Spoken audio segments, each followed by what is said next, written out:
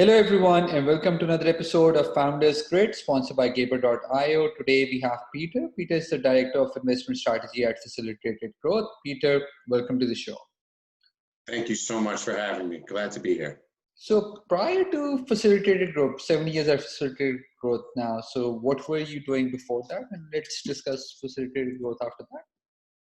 Yeah, so I used to be a stockbroker, securities broker, which is sort of the original, remote work capabilities, and it really all depends on your particular personality and your style. Of course, since it's sales and a very aggressive sale, that you want to be in an office surrounded by people. You want to feel that energy of people being next to you. But we would essentially call high net worth individuals and ask them to invest their finances. And so I've been essentially telecommuting or working on the telephone for essentially my whole life. So segued in 2013, went to take my experiences and my Rolodex of high net worth individuals and bring that to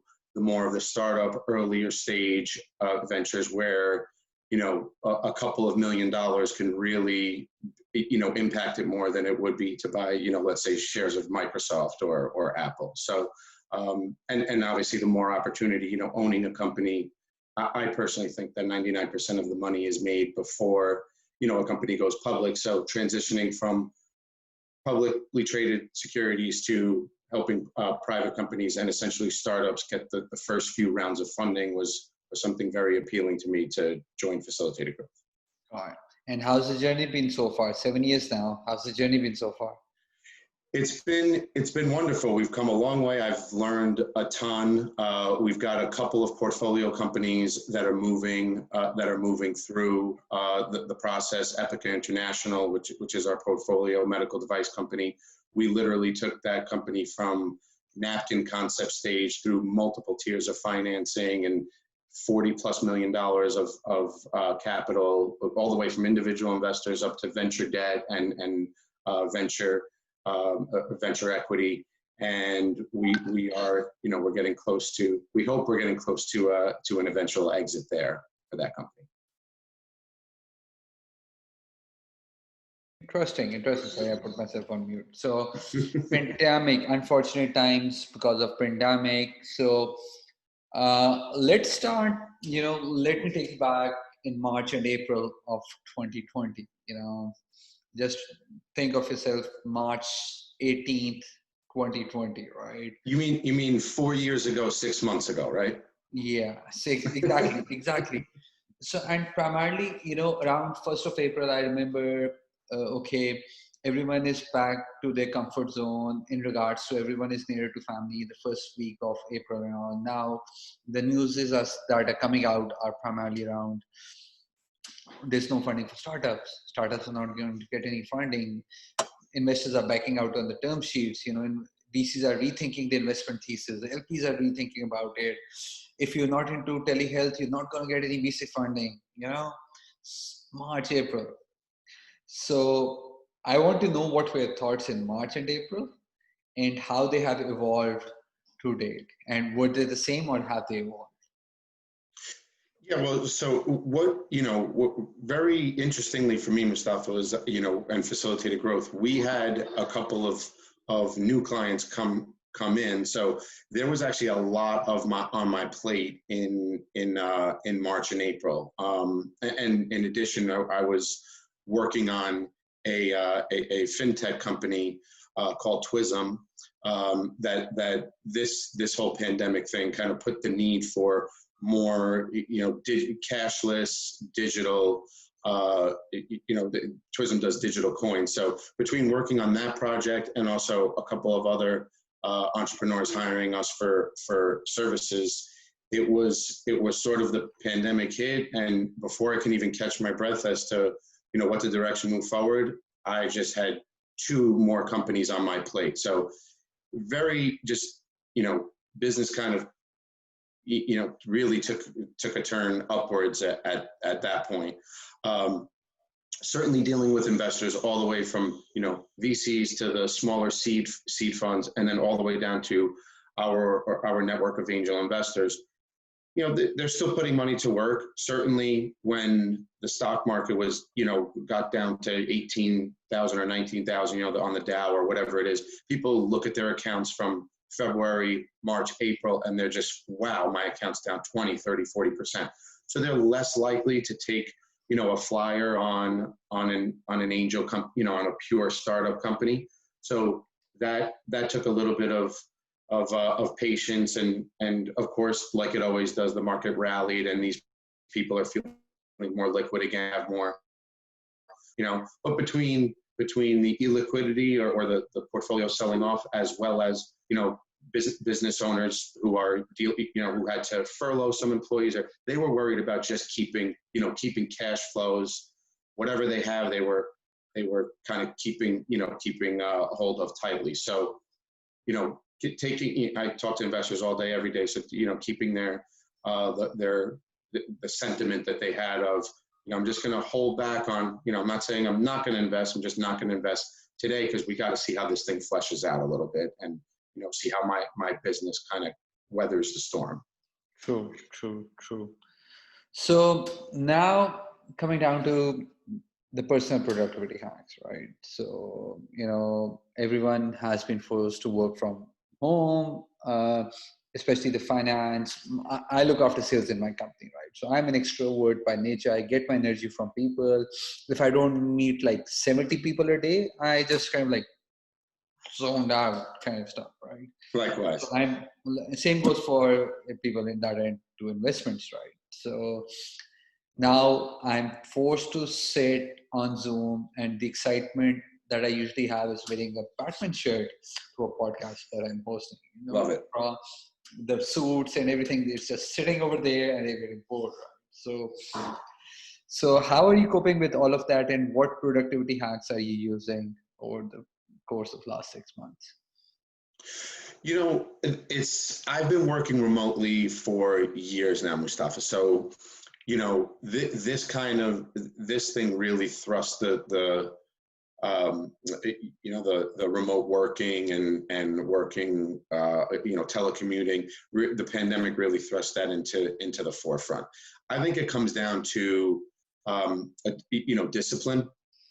I think that especially startups, which, I'm geared towards, I really think that they, of course, being in an office and being able to, bounce things off, or let's meet in the conference room, or come into my office. I mean, let's face it, a lot of startups, a lot of people who work in the room, in an office next to somebody, still send emails, or they're on GChat, or they're on Slack, or they're on something.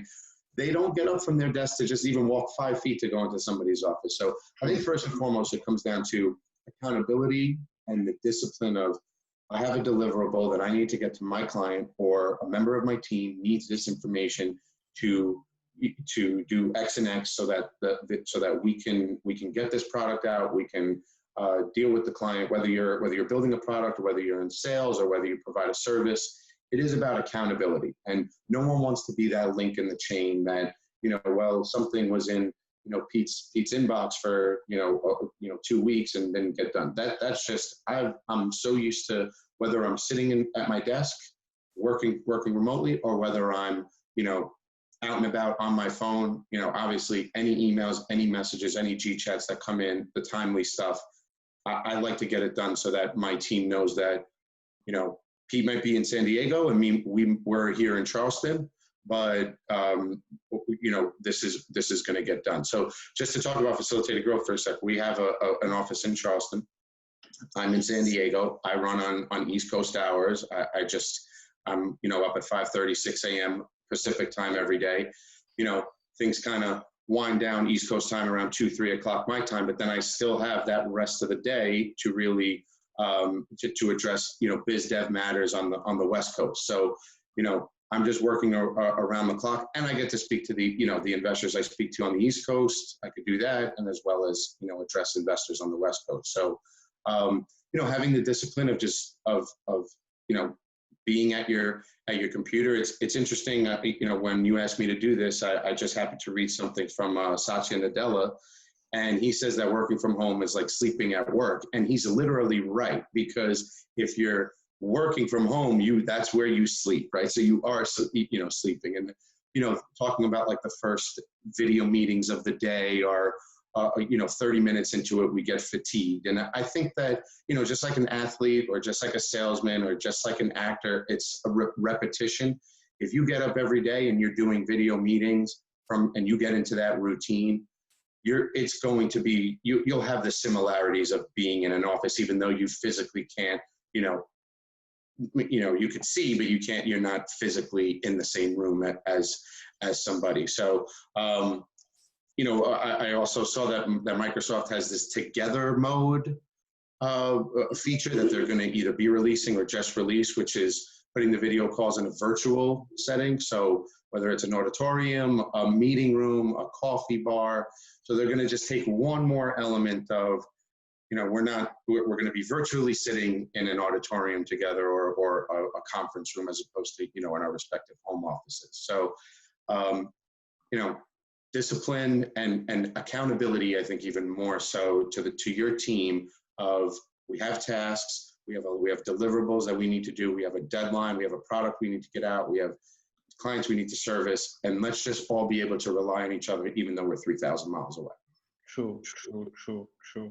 So, which brings me to my last question. Since you have an experience working with multiple early stage companies, what advice would you give to these young founders, especially the ones who just started before the pandemic and are going through a lot of turbulence or hurricanes or tornadoes, don't know whatever is getting their way? Obviously, not to be cliche, but you have to work harder, right? It's if it's not, especially if there's, you know, in your industry, the money may be drying up or whatever it is, you just have to work harder. But essentially, you know, stay the course. And just because you can't, you know, physically, I mean, I know that if you're, you know, as a startup founder, you know, your coder and your programmers, if you're building some sort of piece of software, right? They're not going to be sitting next to you. You might outsource that to India. You might outsource that to the Ukraine. You might outsource that to somewhere else, right? So you're already dealing with outsourcing a critical part of your product. Now, if your team is internal and you're building it internally with your own developers and programmers, it's just, you know, make sure that communication is the key, and just make sure that everybody's on the same page. And I'm, you know, living proof that it does work. I mean, just because we're in a pandemic and we can't go to an office, that you know, doesn't mean that it can't be done.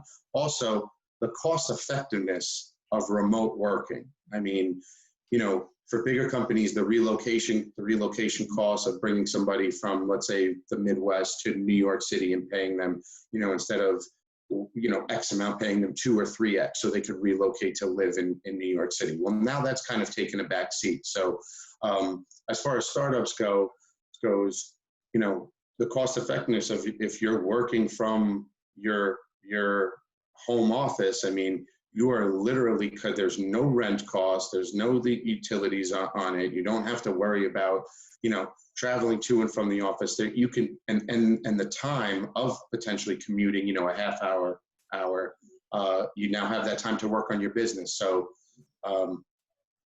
if you're building something that people want, you're going to be successful at the end. You're working in an office or remotely. True. Peter, thank you so much for being on the show.